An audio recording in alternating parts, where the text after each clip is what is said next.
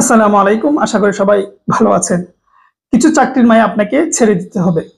যেমন আমাদের মধ্যে অনেকেই রয়েছেন যারা বিস্কুট, চানাচুরের জব করেন, বিভিন্ন ওষুধ কোম্পানিতে জব করেন, বিভিন্ন রিসেপশনে জব করেন, ইত্যাদি ইত্যাদি ইত্যাদি। এই লেভেলের চাকরি যাদের রয়েছে, যারা করতে চান, অনেকে রয়েছেন পাগলের মতন ঢুকে পড়েন। এদের লাইফ তারা নিজেরাই ধ্বংস করে। এটা আমার কাছে সহজ ব্যাখ্যা। এর চেয়ে ভয়ঙ্কর আর কিছু হতে পারে না। এবার হয়তো প্রশ্ন করবেন যে ভাই চলতে তো হবে।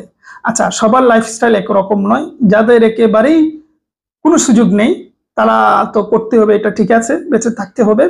কিন্তু অনেকে আছে যে শখের বশবর্তী হয়ে বলবো না, কিন্তু মানে মোটামুটি প্রয়োজনে তারা ঢুকে পড়ে। এতে করে হবে কি জানেন, আপনি সারা জীবন কষ্ট করবেন। একদিকে এই জবে ঢুকে যাওয়ার কারণে আপনার এইজটা আস্তে আস্তে চলে যাবে, পড়াশোনা করতে পারবেন না।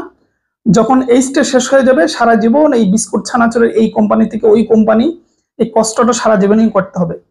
কিন্তু যদি একটু কষ্ট করে, সাময়িক কষ্টটা ত্যাগ করে যদি সরকারি চাকরির জন্য একটু পরিশ্রম করতেন, একটু সময় দিতেন, একটা প্যান্ট কম কিনতেন, একবেলা প্রয়োজনে কম খেতেন, তারপরে যদি একটা জব পেয়ে যেতেন বা পেয়ে যান, তাহলে সারা জীবন আরামে থাকবেন। ঠিক আছে? সেই জন্য এই সমস্ত বিস্কুট সানাসুরের জব যাদের সম্ভব হয় ত্যাগ করা, তারা ত্যাগ করবেন। আর একান্তই, সেটা তো বললামই যে পিঠ দেয়ালে চলে গেলে সেটা তো আর কিছু করার নাই, সবার আগে বেঁচে থাকতে হবে। কিন্তু মুদ্র কথা থাকবে যে খুব প্রয়োজন না হলে, বাধ্য না হলে এই সমস্ত ছোটখাটো জবে ঢুকবেন না। ভাই, আমার অভিজ্ঞতা দিয়ে দেখছি, মানে বেশিরভাগই খুব প্রয়োজনে ঢুকে নয়, শুধু বলার জন্য একটা জব দরকার, মানে অল্প স্বল্প প্রয়োজনে ঢুকে পড়ে।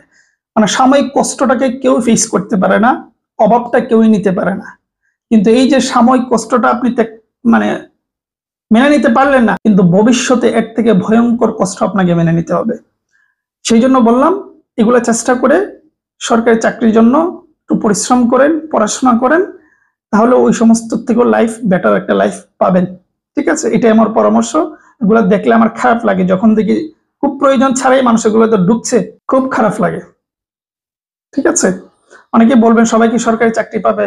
হ্যাঁ, এটা ঠিক, সবাই পাবেন না। কিন্তু যখন পাবেন না তখন দেখা যাবে। কিন্তু যেই পর্যন্ত এইজ রয়েছে সেই পর্যন্ত চেষ্টা করতে ক্ষতি কি? সুতরাং সেই ক্ষতিটা যেন আপনি না করেন, সেটাই আমার অনুরোধ।